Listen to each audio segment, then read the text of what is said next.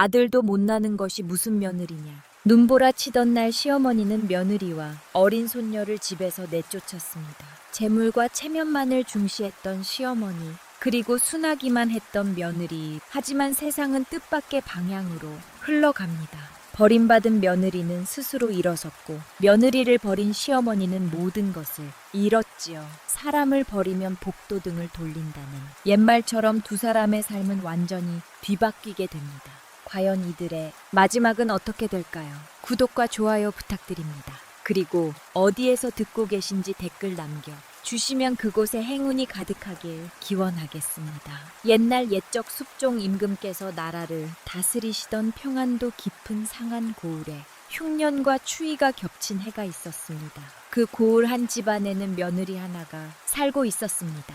연화라는 이름의 여인이었지요. 25를 살아온 연화는 몰락한 중인 집안의 딸로 친정 부모를 일찍 여의고 의지할 곳 없이 집에 시집을 왔습니다. 남편 민우는 어려서부터 병약한 사람이었습니다. 혼례를 치른 지 3년이 지났지만 민우는 제대로 걷지도 못했고 방 안에서 지내는 날이 더 많았지요. 그래도 였는 남편을 원망하지 않았습니다. 미우는 몸은 약했지만 마음만은 따뜻한 사람이었으니까요. 두 사람 사이에는 4살 된 딸 서기가 있었습니다.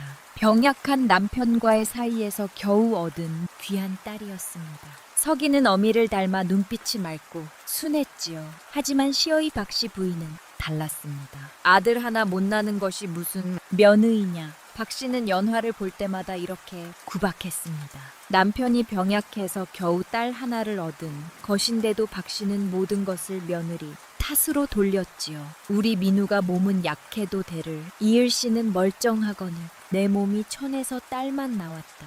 박씨의 꾸중은 날이 갈수록 심해졌습니다. 전하는 새벽부터 밤 늦게까지 쉴 틈 없이 일했습니다. 밥을 짓고 빨래를 하고 청소를 하고 불을 지폈지요. 손은 거칠게 트어져 있었고 얼굴에는 고생의 흔적이 역력했습니다. 그래도 연화는 참았습니다. 순하고 말수적은 성품 탓에 연화는 어떤 모욕에도 말대하지 않았습니다. 밤이 되면 딸서기를 품에 안고 조용히 눈물을 삼킬 뿐이었지요. 창밖으로 눈보라가 몰아치는 소리가 들려왔습니다. 연화는 그 소리를 들으며 생각했습니다. 언제쯤이 추운 겨울이 지나갈까? 하지만 연화는 아직 몰랐습니다. 진짜 추위는 이제부터 시작될 것이라는 사실을 말이지요. 박씨 부인은 젊은 시절 남편을 일찍 여의고 홀로 아들을 키운 사람이었습니다. 과부가 된 박씨를 친척들은 없인 여겼습니다. 빌려준 돈을 갚지 않았고 밭의 경계를 슬그머니 넓혀 박씨의 땅을 조금씩 빼앗아 갔지요. 과부 집안이라고 우습게 본다. 박씨는 이를 갈았습니다. 그때부터 박씨는 재물을 모으는데 집착하기 시작했습니다. 한 푼이라도 아끼고 한 해 곡식이라도 더 쌓아두려 했지요. 이웃이 어려움을 겪어도 외면했고 품앗이를 부탁해와도 거절했습니다. 세상은 냉정한 곳이야. 재물만이 나를 지켜준다. 박씨의 마음은 점점 차갑게 얼어갔습니다. 사람보다 재물을 정보다 체면을 더 소중히 여기게 되었지요. 하지만 박씨에게도 따뜻함이 남아있는 곳이 하나 있었습니다. 바로 아들 민우였습니다. 박씨는 민우를 끔찍히 아꼈습니다. 비록 몸은 약했지만 민우는 박씨의 유일한 혈육이었지요. 박씨는 아들을 위해서라면 무엇이든 했습니다. 우리 민우 약 한 첩지요. 먹어야겠구나. 민우가 조금이라도 기침을 하면 박씨는 곧바로 약방으로 달려갔습니다. 비싼 약재라도 아끼지 않고 구해 왔지요. 민우야, 이건 먹고 얼른 나아야 한다. 박씨는 아들에게 정성껏 약을 다려주었습니다. 민우만큼은 잘 보살펴야 한다는 생각뿐이었지요. 하지만 며느리와 손녀에게는 달랐습니다. 어느 날 어린 서기가 열이 나고 기침을 했습니다. 연화는 박씨에게 조심스럽게 말했지요. 어머님 서기가 많이 아픈 것 같습니다. 약을 좀 지어주시면. 계지바이 주제에 무슨 약이냐. 그냥 두면 낫는다. 박씨는 냉정하게 말했습니다. 연화는 더 애원했지요. 하지만 열이 너무 높습니다. 약값이 얼마인데 집안 살림도 모르는 것이 박씨는 손녀에게 약 한 첩 지어주지 않았습니다. 연화는 밤새 서기를 간호하며 눈물을 흘렸지요. 같은 집안 식구인데도 박씨 태도는 너무나 달랐습니다. 아들 민우에게는 비싼 약재도 아끼지 않으면서 손녀석이에게는 쌀뜨물 한 그릇 제대로 주지 않았지요. 저 계집바위가 자라봤자 남의 집 식구 될 것을 박씨는 손녀석이에게 차갑게 대했습니다. 석이가 할머니에게 다가가려 하면 귀찮다는 듯 밀어냈지요. 머리 가거라. 쓸모없는 것. 연화는 이 모든 것을 묵묵히 견뎌냈습니다. 하지만 박씨의 구박은 날로 심해졌습니다. 며느리가 아들도 못 낳았다는 것. 그것이 박씨의 가장 큰 불만이었습니다. 아들 하나 없으면 이 집안은 어찌 되느냐. 박씨는 대를 이을 손자가 없다는 사실에 밤마다 한숨을 쉬었습니다. 그 한숨은 점점 깊어졌고 박씨의 마음속에는 어떤 생각이 싹 트기 시작했지요. 이 집안에 며느리 복은 없었습니다. 아니 박씨 스스로 그 복을 걷어차 버리고 있었던 것이지요. 겨울이 깊어질수록 집안 형편은 더욱 어려워졌습니다. 흉년이 계속되면서 곡식값은 치솟, 샀고 먹을 것은 점점 줄어들었습니다. 박씨는 곳간 문을 꼭꼭 걸어 잠그고 쌀독을 지켰지요. 한 리라도 아껴야 한다. 박씨는 밥상에 올리는 반찬을 줄였습니다. 연화와 석이에게 주는 밥도 점점 적어졌지요. 하지만 박씨에게는 다른 걱정이 있었습니다. 민우에게 대를 이을 아들이 있어야 하는데 박씨는 며느리 연화가 아들을 낳지 못한다는 사실에 밤마다 잠을 이루지 못했습니다. 민우의 몸이 약해 다시 아이를 갖기 어렵다는 것도 알고 있었지요. 그러던 어느 날 마을 부자 최진사 댁에서 사람이 찾아왔습니다. 박씨 되시오. 박씨가 나가보니 최진사 대가인이었습니다. 우리 주인 어르신께서 박씨댁 도련님께 좋은 인연을 맺어드리고자 하십니다. 무슨 말이요? 우리님을 도련님의 첩으로 보내고 싶다 하십니다. 박씨는 귀가 번쩍 뜨였습니다. 최진사는 고을에서 손꼽히는 부자였습니다. 논밭이 수십이었고 곳간에는 곡식이 넘쳐났지요. 하지만 최진사에게는 고민이 하나 있었습니다. 외동딸 춘심이 20이 넘도록 시집을 가지 못하고 있었던 것입니다. 춘심은 얼굴이 못생긴 데다 성격도 못났습니다. 말투가 거칠고 버릇없어서 중매를 넣어도 번번이 거절당했지요. 딸을 첩으로라도 보내고 싶소.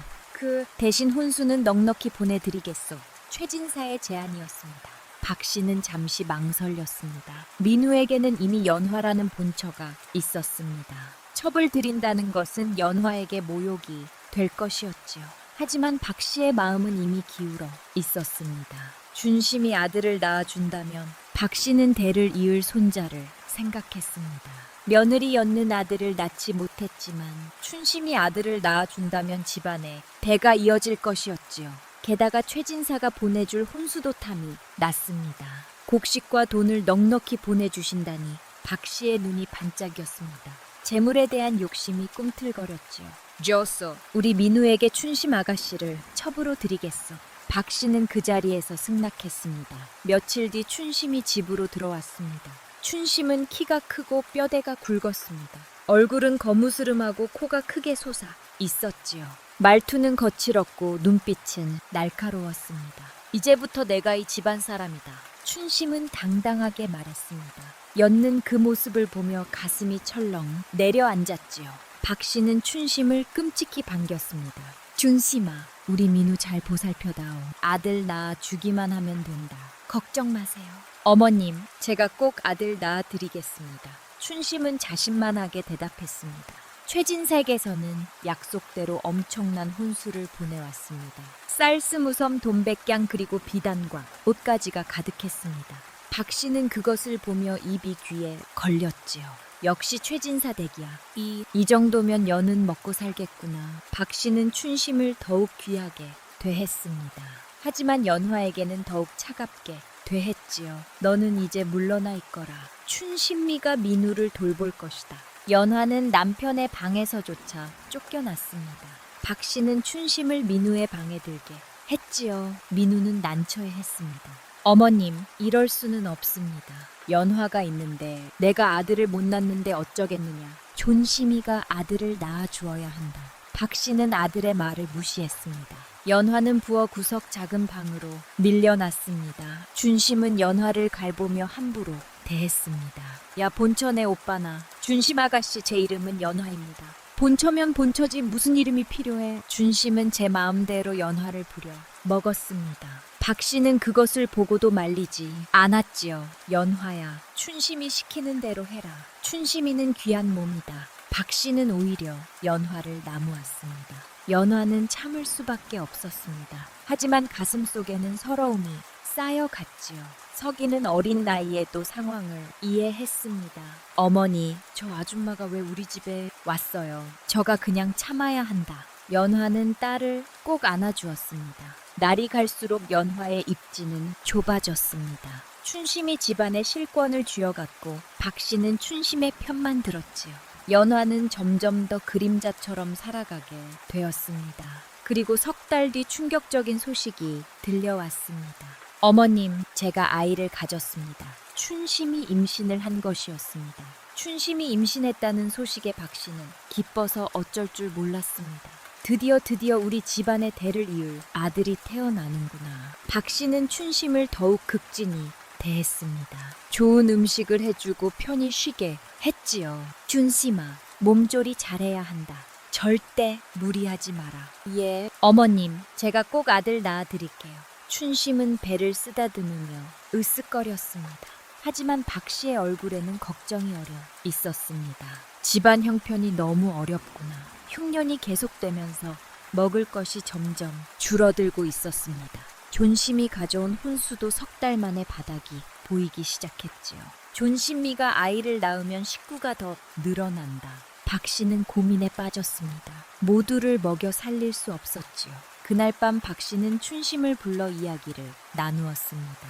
준심아, 내가 아들을 낳으면 이 집안의 진짜 안주인이 되는 것이다. 당연하지요. 어머님, 하지만 집안 형편이 어려워서 모두를 먹여 살릴 수가 없구나. 박 씨의 눈빛이 차갑게 가라앉았습니다. 그 본처랑 계집바위를 내보내면 되지 않겠어요. 춘심이 태연하게 말했습니다.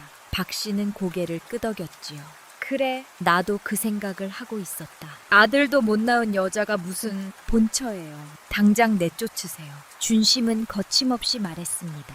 박 씨의 마음도 이미 굳어 있었지요. 며칠 뒤 눈이 내리기 시작했습니다. 처음에는 가볍게 흩날리던 눈발이 점점 거세졌습니다. 바람이 세차게 불며 눈보라가 몰아쳤지요. 다음 날 아침 박 씨가 연화를 불렀습니다. 연화야, 이리 오너라. 연화가 박 씨 앞에 무릎을 꿇자 박 씨는 차갑게 말했습니다. 오늘부터 너는 이 집사람이 아니다. 어머님, 연화는 믿을 수 없다는 표정으로 박 씨를 바라보았습니다. 아들도 못 낳고 이제는 집안에 내 자리가 없다. 당장 짐을 싸서 나가거라. 어머님, 제가 무슨 잘못을 했습니까? 말씀만 해주시면 고치겠습니다. 연화는 박 씨 앞에 엎드려 애원했습니다. 하지만 박 씨의 마음은 이미 굳어 있었지요. 잘못이고 뭐고 없다. 준심이가 아이를 가졌으니 이제 너는 필요 없다. 석기는 어니까 서기만이라도 이 집에 그 계집바위도 내리고 가라. 입만 축내는 것을 왜 두겠느냐. 박 씨는 냉정하게 말했습니다. 연화는 온몸이 떨렸지요. 서방님께 한 번만 말씀드리게 해 주십시오. 미우는 춘심미를 돌봐야 한다. 방해하지 마라. 박 씨는 연화가 남편을 만나는 것조차 허락하지 않았습니다. 민우는 방 안에서 어렴풋이 소리를 들었습니다. 어머님, 안 됩니다. 연화를 내보낼 수는 없습니다. 민우가 일어나려 했지만 춘심이 민우를 붙잡았습니다. 도련님, 몸조리 하셔야지요. 본처는 이제 필요 없는 사람이에요. 준심 노시오. 민우가 소리쳤지만 박 씨는 아들의 방문을 걸어 잠갔지요. 내 입 다물고 누워 있어라. 이것은 어미가 정한 일이다. 연는 석기를 데리고 나왔습니다. 내 산란 딸은 무슨 일이 벌어지는지도 모른 채 어미 손을 잡고 있었지요. 어머니 어디 가요? 저가 잠깐 나갔다 올 거란다. 연화는 떨리는 목소리로 대답했습니다.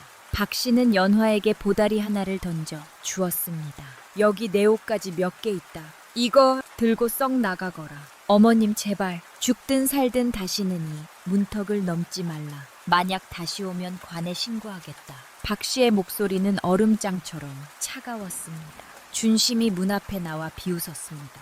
본처, 잘 가요. 이제 이 집은 내 것이에요. 연하는 딸의 손을 꼭 잡고 대문을 나섰습니다. 눈보라가 거세게 몰아쳤습니다. 온 세상이 하얗게 덮여 있었고 앞이 보이지 않을 정도로 눈이 쏟아졌지요.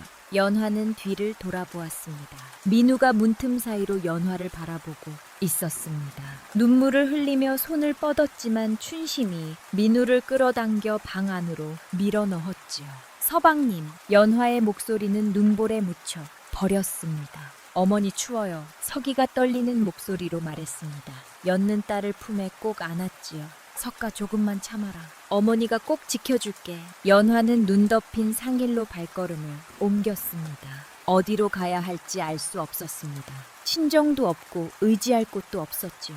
하지만 연화는 멈출 수 없었습니다. 눈보라 속에서 연화와 서기의 모습은 점점 작아져 갔습니다. 박 씨는 창문 너머로 그 모습을 바라보았습니다. 하지만 박 씨의 얼굴에는 아무런 표정도 없었지요. 이것이 집안을 지키는 길이다. 준심이가 아들을 낳으면 모든 것이 잘 될 것이야. 박 씨는 스스로를 다독이며 돌아섰습니다. 하지만 박 씨는 몰랐습니다. 자신이 방금 저지른 일이 얼마나 큰 대가를 치르게 될지 말이지요. 눈보라는 점점 더 거세졌습니다. 연화는 서기를 품에 안고 산길을 걸었습니다. 발이 눈 속에 푹 빠졌고 온몸이 얼어붙는 것 같았지요. 어머니 너무 추워요. 서기가 떨리는 목소리로 말했습니다. 어린아이의 입술은 이미 파랗게 질려 있었지요. 석가 조금만 참아라. 곧 따뜻한 곳을 찾을 거야. 연화는 딸을 더욱 꼭 껴안았습니다. 이대로는 서기가 얼어 죽고 만다. 연화는 필사적으로 주변을 살폈습니다. 한참을 걷다가 저 멀리 산중턱에 희미한 불빛이 보였습니다. 가까이 다가가니 낡은 남자였습니다. 작은 법당 하나와 요사체가 전부인 초라 한절이었지요. 연화는 떨리는 손으로 문을 두드렸습니다. 계신가요? 제발 문 좀 열어주십시오. 문이 천천히 열리며 한 노스님이 나타났습니다. 머리가 희끗희끗한 늙은 비군이었지요. 이 눈볼에 웬일이십니까? 스님, 저희를 좀 살려주십시오. 갈 곳이 없습니다. 비구이는 잠시 연화를 바라보더니 고개를 끄덕였습니다. 어서 들어오십시오. 암자는 따뜻했습니다. 비구니는 연화와 서기에게 따뜻한 차를 내왔지요. 고맙습니다. 스님, 무슨 일로이? 눈볼의 상의를 헤매셨습니까? 비구이가 물었습니다. 연화는 자초지종을 이야기했습니다. 세상은 참으로 각박하군요. 내 이름은 월선입니다. 여기서 쉬십시오. 감사합니다. 연화는 서기를 눕히고 이불을 덮어 주었습니다. 서기는 따뜻한 방에서 금세 잠이 들었지요. 며칠이 흘렀습니다. 연화와 서기는 암자에서 몸을 추스였습니다. 월선은 두 사람에게 따뜻한 음식을 주고 쉴 곳을 마련해 주었지요. 하지만 연화의 마음은 무겁기만 했습니다. 이제 어떻게 살아야 할까? 연화는 깊은 고민에 빠졌습니다. 친정도 없고 의지할 곳도 없었습니다. 석기를 키우려면 돈이 필요한데 어떻게 벌어야 할지 막막했지요. 밤마다 연화는 눈물을 흘렸습니다. 나는 아무것도 할 줄 아는 게 없어. 과거에는 남편과 시어머니가 시키는 대로 살았습니다. 스스로 무언가를 결정해 본 적이 없었지요. 하지만 이제는 달라져야 해. 연화는 다짐했습니다. 서기를 위해서라도 강해져야 했습니다. 어느 날 연화는 암자 뒤편을 둘러보다가 낡은 배틀을 발견했습니다. 먼지를 뒤집어 쓴 채 버려져 있었지요. 연화는 배틀 앞에 앉았습니다. 손으로 배틀을 만지자 어릴 적 기억이 되살아났습니다. 아버지와 함께 배를 짜던 시절이 떠올랐지요. 아버지의 목소리가 귓가에 들리는 것 같았습니다. 연화야, 배를 짤 때는 마음을 가라앉혀야 한다. 서두르지 말고 한 올 정성을 담아라. 엿는 가슴이 뛰었습니다. 그래, 나도 할 수 있어. 아버지께서 가르쳐 주셨잖아. 연화는 월선을 찾아갔습니다. 스님, 뒤편에 있는 배틀을 써도 될까요? 배틀을요.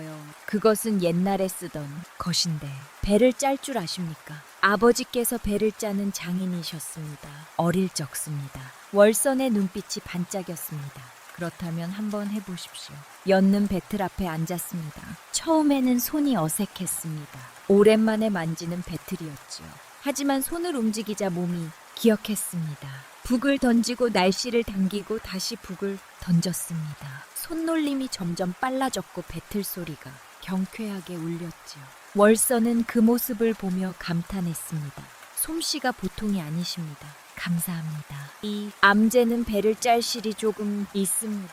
배를 짜서 장터에 내다 팔면 어떻겠습니까? 팔아서 생긴 돈은 반은 암제반은 당신이 가지십시오. 월선의 제안에 연하는 눈물이 핑 돌았습니다. 정말 그래도 될까요? 물론입니다. 당신이 일한 대가입니다.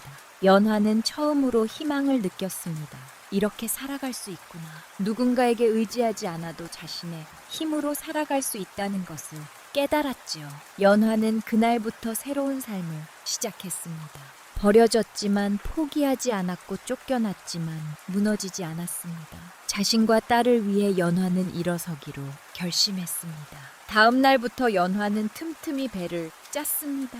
낮에는 암자 일을 하고 저녁이 되면 배틀 앞에 앉았지요. 석이는 어미 옆에서 조용히 놀며 시간을 보냈습니다. 어머니 그거 뭐예요? 브란다. 이것으로 옷을 만들지. 예뻐요. 석이는 어미가 짜는 배를 신기한 듯 바라보았습니다. 보름이 지나자 였는 첫 배 한 피를 완성했습니다. 월서는 그것을 보며 고개를 끄덕였습니다. 좋습니다. 이것을 장터에 내다 팔아보겠습니다. 며칠 뒤 월선이 장터에서 돌아왔습니다. 연하씨 팔렸습니다. 말입니까? 상인이 당신의 배를 보고 질이 좋다며 바로 샀습니다. 여기 돈입니다. 월선은 연화에게 돈을 건넸습니다. 연화는 생전 처음 자신의 손으로 번 돈을 쥐었습니다. 손에 준 돈은 많지 않았지만 연화에게는 세상 그 무엇보다 소중했지요. 감사합니다. 스님, 당신이 일한 대가입니다. 감사할 것 없습니다. 연화는 그 돈으로 서기에게 따뜻한 옷을 해주었습니다. 어머니 고마워요. 서기가 환하게 웃었습니다. 연화는 딸의 웃는 얼굴을 보며 가슴이 벅찼습니다. 이렇게 살아갈 수 있구나. 연화는 처음으로 희망을 느꼈습니다. 누군가에게 의지하지 않아도 자신의 힘으로 살아갈 수 있다는 것을 깨달았지요. 연화의 눈빛에 단단함이 생겨났습니다. 봄이 찾아왔습니다. 산내는 진달래가 피어났고 암자, 마당개는 개나리가 노랗게 피어올랐습니다. 겨울 동안 얼어붙었던 땅이 녹아 생기가 돌았지요. 연화는 그동안 부지런히 배를 짰습니다. 한 필, 두 필, 세 필, 연화가 짠 배는 장터에서 빠르게 팔려 나갔습니다. 상인들이 연화의 배를 찾기 시작했지요. 월선 스님, 그 배 짜는 분의 배가 또 있습니까? 오늘은 다 팔렸습니다. 다음에 오십시오. 상인들은 아쉬워하며 돌아갔습니다. 연화의 배는 다른 배와 달랐습니다. 실이 고르고 촘촘했으며 천의 결이 매끄러웠습니다.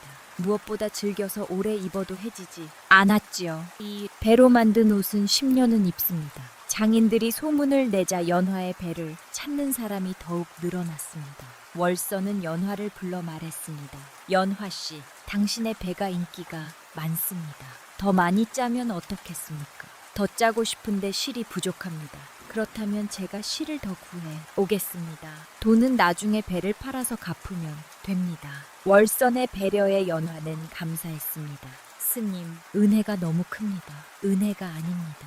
당신이 일을 잘하니 서로 도움이 되는 것이지요. 월선은 마을로 내려가 실을 사왔습니다. 연화는 그 실로 더욱 열심히 배를 짰습니다. 밤 늦게까지 배틀 앞에 앉아 일했지요. 석기는 어미가 걱정되었습니다. 어머니 너무 무리하시는 거 아니에요? 괜찮단다. 석가. 어머니는 이 일이 좋아. 연화는 정말로 행복했습니다. 시댁에서는 일을 해도 인정받지 못했습니다. 아무리 애써도 박 씨는 늘 불만이었지요. 하지만 지금은 달랐습니다. 연화가 짠 배는 사람들에게 인정받았습니다. 이 배가 정말 좋습니다. 누가 짠 것입니까? 다음에도 꼭 사고 싶습니다. 이런 말들을 월선을 통해 전해들을 때마다 연화의 가슴은 뿌듯했습니다. 나도 쓸모있는 사람이구나. 연화는 자신감이 생겼습니다. 어느 날 월선이 장터에서 돌아와 연화에게 말했습니다. 연화씨, 오늘 고을아전이 당신의 배를 샀습니다. 아전이요. 예. 배를 보더니 매우 마음에 들어 했습니다. 그리고 이런 말을 하더군요. 월선은 잠시 말을 멈추었다가 이어갔습니다. 이 배를 짠 사람을 만나보고 싶다고 했습니다. 연화는 놀랐습니다. 저를요? 그렇습니다. 관청에 납품할 배를 찾고 있다고 하더군요. 연화의 심장이 빠르게 뛰었습니다. 관청 납품이라니 그것은 아버지가 하던 일이었습니다. 연화는 어릴 적 아버지를 따라 관청에 간 기억이 떠올랐지요. 제가 그럴 수 있을까요? 물론입니다. 당신의 실력이면 충분합니다. 월선은 확신의 찬 목소리로 말했습니다. 며칠 뒤 아전이 암자를 찾아왔습니다. 30대 중반의 점잖은 인상이었습니다. 연화는 조심스럽게 인사를 올렸지요. 소인 연화라고 합니다. 당신이 그 배를 짠 사람입니까? 예, 그렇습니다. 아전은 연화를 찬히 바라보았습니다. 실력이 뛰어나군요. 혹시 어디서 배웠습니까? 돌아가신 아버지께서 관청의 배를 납품하는 장인이셨습니다. 아, 그렇습니까? 아전은 고개를 끄덕이며 말했습니다. 관청에서 배를 필요로 합니다. 한 달에 10필 정도 납품할 수 있겠습니까? 연화는 잠시 생각했습니다. 10필이면 지금보다 2배 이상 많은 양이었습니다. 하지만 연화는 자신이 있었지요. 할 수 있습니다. 좋습니다. 그럼 다음 달부터 시작하겠습니다. 아전은 돈 보다리를 건넸습니다. 이것은 선금입니다. 실을 사는데 쓰십시오. 연는 떨리는 손으로 돈을 받았습니다. 아전이 돌아간 뒤 월선이 연화의 손을 잡았습니다. 축하합니다, 연화 씨. 이제 당신은 관청의 장인입니다. 연화는 눈물을 흘렸습니다. 쫓겨난 며느리에서 이제는 관청의 배를 납품하는 장인이 되었습니다. 석 달 전만 해도 상상할 수 없던 일이었지요. 그날 밤 연화는 석기를 안고 말했습니다. 저가 어머니가 해냈어. 우리 이제 잘 살 수 있을 거야. 어머니 대단해요. 석기가 환하게 웃었습니다. 연화는 창밖을 바라보았습니다. 저 멀리산 너머게 시댁이 있을 것이었습니다. 연화를 버린 그 집은 지금 어떻게 지내고 있을까요? 하지만 연화는 더 이상 그곳을 생각하지 않기로 했습니다. 과거는 과거일 뿐, 이제 연화에게는 새로운 미래가 있었습니다. 연화는 앞만 보고 나아갈 것이었지요. 달빛이 암자 마당을 환하게 비추고 있었습니다. 연화는 관청 납품을 시작한 뒤로 더욱 바쁜 나날을 보냈습니다. 한 달에 10필의 배를 짜야 했기에 새벽부터 밤 늦게까지 배틀 앞에 앉아 있었지요. 하지만 연화는 힘들지 않았습니다. 오히려 보람을 느꼈습니다. 어머니, 오늘도 밤 늦게까지 일하셨네요. 서기가 걱정스러운 얼굴로 말했습니다. 괜찮단다. 어머니는 이 일이 좋아. 연화는 딸을 안심시켰습니다. 관청에서 주는 돈은 적지 않았습니다. 연화는 그 돈으로 서기에게 좋은 음식을 해주었고 옷도 새로 지어주었습니다. 암제도 보답했지요. 월선 스님, 이것은 제가 드리는 공양입니다. 연하씨, 이렇게까지 하지 않아도 됩니다. 스님께서 저를 거두어 주지 않으셨다면 저는 지금 어찌 되었겠습니까? 연하는 진심으로 감사했습니다. 하지만 좋은 일만 계속되지는 않았습니다. 어느 날 장터에서 낯선 남자가 암자를 찾아왔습니다.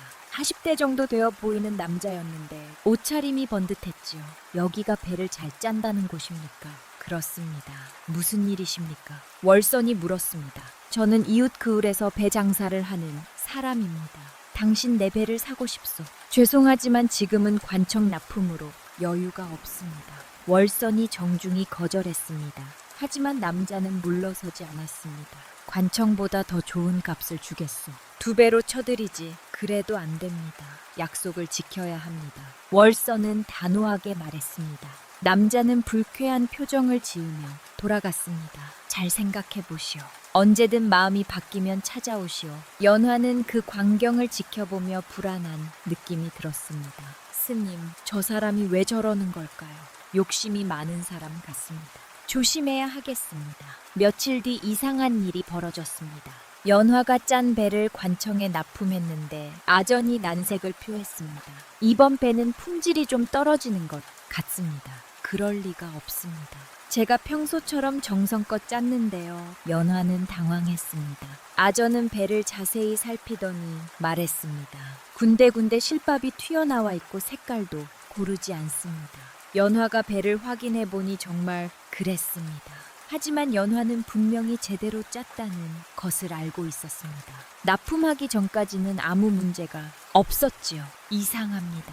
분명 완벽했는데. 연화는 고개를 갸우뚱했습니다. 이번 한 번은 봐드리겠습니다. 하지만 다음에도 이러면 납품을 끊겠습니다. 아전의 경고에 연화는 가슴이 철렁했습니다. 암자로 돌아온 연화는 월선에게 사실을 이야기했습니다. 이상합니다. 스님, 제가 짠 배는 분명 완벽했습니다. 누군가 손을 댄 것 아닐까요? 월선의 말에 연화는 깜짝 놀랐습니다.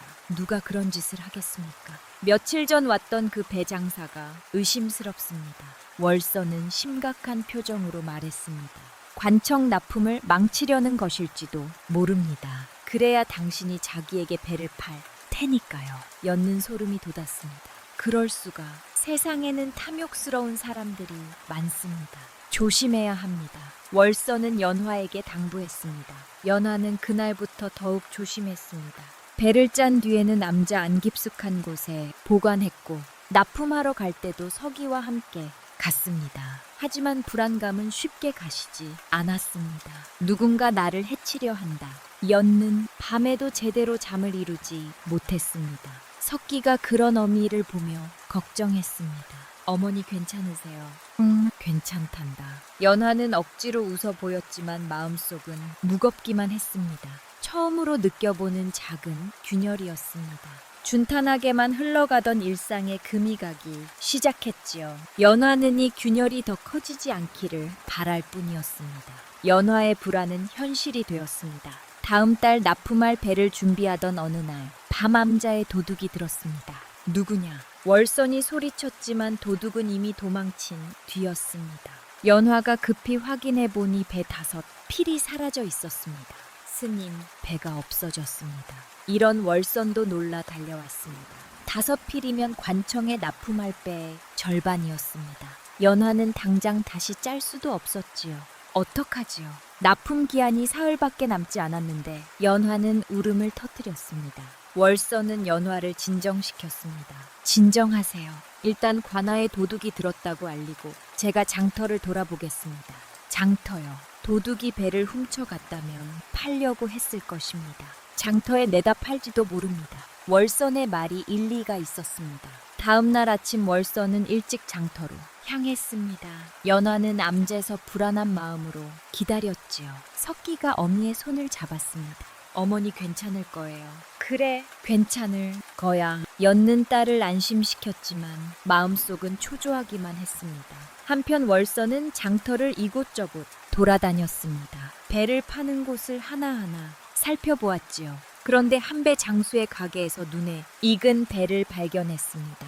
저것은 연화 씨의 배가 분명하다. 연화의 배는 특징이 있었습니다. 실이 유난히 고르고 천의 결이 독특했지요. 월선은 오랫동안 연화가 배 짜는 것을 지켜봐서 한눈에 알아볼 수 있었습니다. 저 배 좀 보여주시겠습니까? 월선이 배장수에게 말했습니다. 배장수는 40대 정도의 남자였는데 며칠 전 남자에 찾아왔던 바로 그 사람이었습니다. 아, 스님, 이 배는 정말 좋습니다. 한번 만져보십시오. 남자는 배를 펼쳐 보였습니다. 월선은 배를 자세히 살펴보았습니다. 구석에 연화가 늘 하던 작은 매듭, 표시가 있었지요. 이 배 어디서 구하셨습니까? 저기 다른 고을에서 사왔습니다. 남자의 목소리가 약간 떨렸습니다. 거짓말 마십시오. 이것은 제가 아는 사람이 짠 배입니다. 월선의 단호한 목소리에 남자의 얼굴이 굳어졌습니다. 무슨 말씀을이? 배를 어떻게 구했는지 관에 가서 말씀하시지요. 월선은 주변 사람들을 불렀습니다. 여러분이 사람이 도둑질한 배를 팔고 있습니다. 관에 알려야 합니다. 사람들이 모여들었습니다. 도둑이라고, 배를 훔쳤다고. 남자는 당황해서 도망치려 했지만 장터, 사람들이 둘러싸서 막았습니다. 이 사람 수상합니다. 관에 데려갑시다. 사람들이 남자를 붙잡아 관로 끌고 갔습니다. 아전은 월선의 이야기를 듣고 남자를 신문했습니다. 내가 암자에서 배를 훔쳤느냐? 아닙니다. 저는 그런 짓 하지 않았습니다. 남자는 발뺌했습니다. 그렇다면 저 배를 어디서 구했느냐? 다른 고을에서 샀다고 했는데 증거를 대보거라. 아전이 다그치자 남자는 말문이 막혔습니다. 저 내 집을 수색하겠다. 아전의 명령에 포졸들이 남자의 집을 뒤졌습니다. 얼마 지나지 않아 앞에 네 피를 더 들고 돌아왔지요. 여기서 나왔습니다. 연화가 관아로 불려와 배를 확인했습니다. 제 것이 맞습니다. 여기 제가 표시해둔 작은 매듭이 있습니다. 연화는 배마다 표시해둔 매듭을 하나하나 보여주었습니다. 증거가 명확했습니다. 남자는 더 이상 버티지 못하고 자백했습니다. 제가 했습니다. 하지만 그럴 수밖에 없었습니다.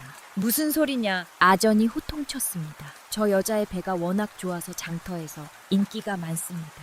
손님들이 저 여자의 배만 찾습니다. 제가 아무리 좋은 배를 구해와도 저 여자의 배만 못합니다.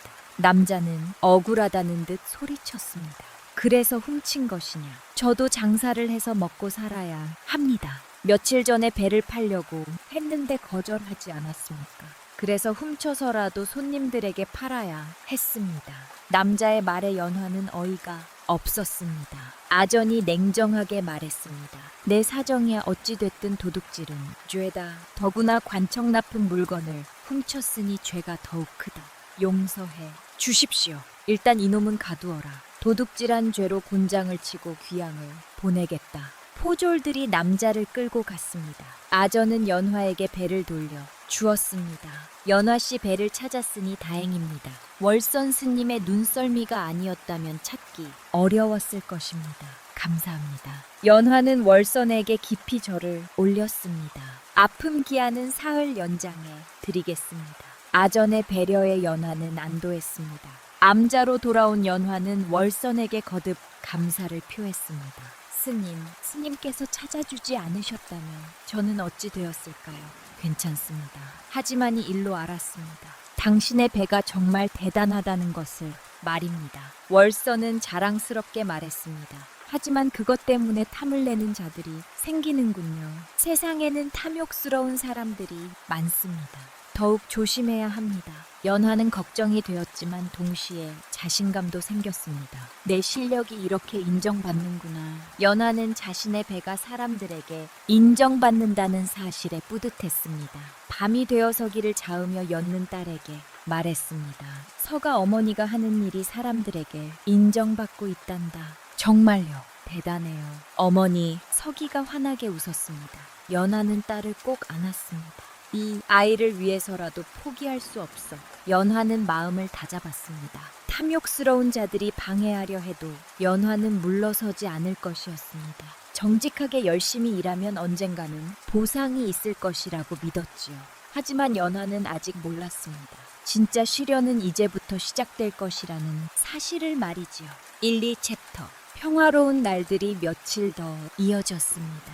연화의 명성은 점점 높아졌습니다. 장터에서는 연화의 이야기가 화제였지요. 저 여인이 짠 배는 정말 최고입니다. 관청에도 납품한다지 않습니까? 그 소문은 빠르게 퍼져나가 박 씨의 귀에까지 들어갔습니다.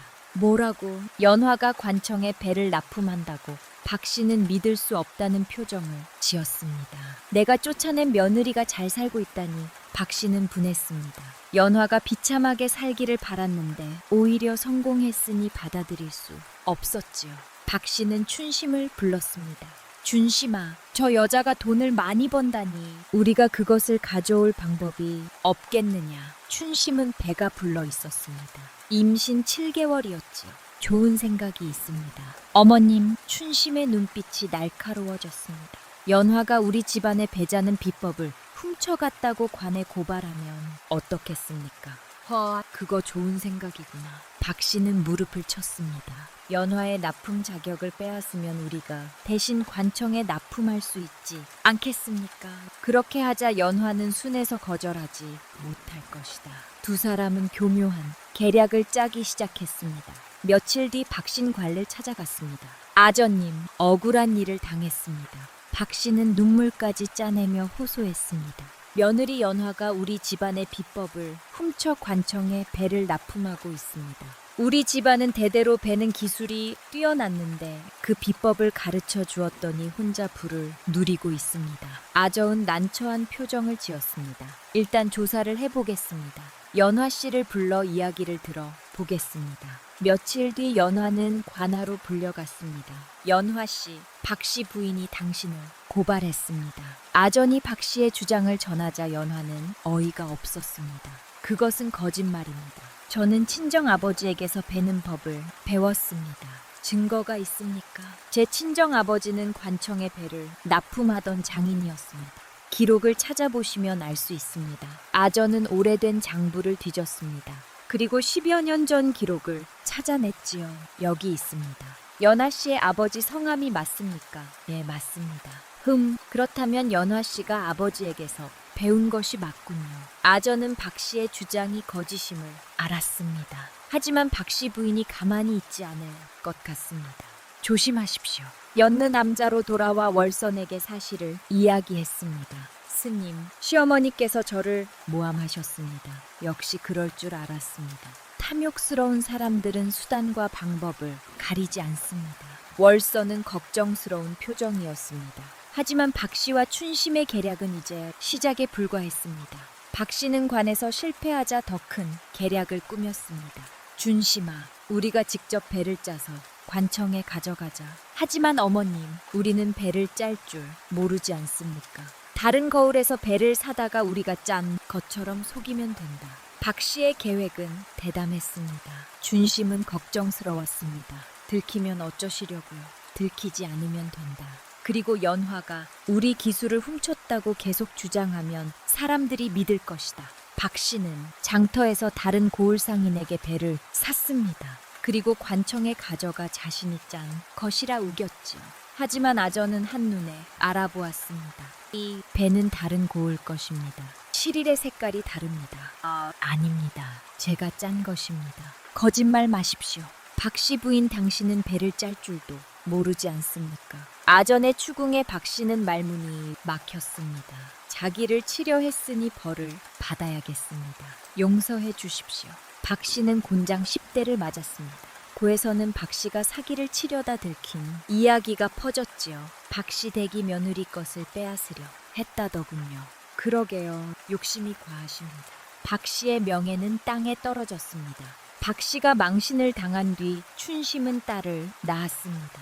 딸입니다. 산파의 말에 박 씨의 얼굴이 굳어졌습니다. 딸이라고. 예, 건강한 딸입니다. 박 씨는 춘심을 차갑게 바라보았습니다. 너도 아들을 못 낳는구나. 어머님, 연화와 똑같구나. 쓸모없는 것들. 박 씨는 춘심에게도 냉대하기 시작했습니다. 한때는 귀하게 대했던 춘심이었지만 딸을 낳고가 완전히 바뀌었지요. 이게 뭐냐? 제대로 못하는 것이 춘심아 빨래 다 했느냐? 게으른 것. 춘심은 연화가 받았던 구박을 그대로 받았습니다. 어머님, 저도 산후조리를 해야 합니다. 아들도 못 낳은 것이 무슨 산후조리냐? 박 씨는 매정했습니다. 존심은 분했습니다. 내가 혼수까지 가져왔는데 이렇게 대하다니. 게다가 민우는 춘심에게 관심이 없었습니다. 여전히 연화만 그리워했지요. 도련님, 저를 좀 보세요. 나는 피곤하다. 나가줄게. 춘심은 외로웠습니다. 석 달이 지난 어느 날 춘심은 결심했습니다. 이 집에 더 있을 수 없어. 춘심은 한밤중에 집을 나갔습니다. 딸아는 방에 그대로 두고 말이지요. 아침에 일어난 박 씨는 춘심이 사라진 것을 발견했습니다. 준심아, 준심아. 하지만 춘심은 이미 멀리 도망간 뒤였습니다. 박 씨는 남겨진 아기를 안고 한숨을 쉬었습니다. 이것도 다 연화 때문이다. 박 씨는 여전히 남을 탓했습니다. 존심이 떠난 뒤 박 씨의 삶은 무너져 내렸습니다. 존심이 가져온 혼수는 이미 다 썩 버렸고 빚만 남았습니다. 막시댁 빚 갚으시오. 빚쟁이들이 몰려왔습니다. 조금만 기다려주시오. 더 기다릴 수 없소. 집을 내놓으시오. 박 씨는 결국 집과 땅을 모두 빚쟁이에게 넘겨야 했습니다. 당장 나가시오. 박 씨는 쫓겨났습니다. 미우는 충격으로 병이 더 깊어졌습니다. 어미님, 이제 어찌합니까? 걱정 마라. 민우야, 내가 뭔가 방법을 찾을 것이다. 하지만 박 씨에게는 아무런 방법이 없었습니다. 박 씨와 민우는 친척집을 전전했습니다. 하지만 아무도 그들을 받아주지 않았지요. 우리 집도 형편이 어렵소. 미안하지만 도와줄 수 없소. 박 씨가 과거에 냉정하게 대했던 사람들은 복수라도 하듯 문전박대했습니다. 박 씨는 비로소 깨달았습니다. 내가 사람을 함부로 대한 대가를 받는구나. 겨울이 다시 찾아왔습니다. 박 씨와 민우는 남의 집 헛간에서 겨우 잠을 청했습니다. 아기도 함께였지요. 민우의 병은 더욱 악화되었습니다. 어미님, 저는 이제 안 될 것 같습니다. 그런 소리 하지 마라. 박 씨는 애써 부정했지만 민우의 얼굴은 날로 창백해졌습니다. 어미님 연화를 불러주십시오. 무슨 소리냐? 제발입니다. 마지막으로 한 번만 보고 싶습니다. 민우의 간청에 박 씨는 마지못해 고개를 끄덕였습니다.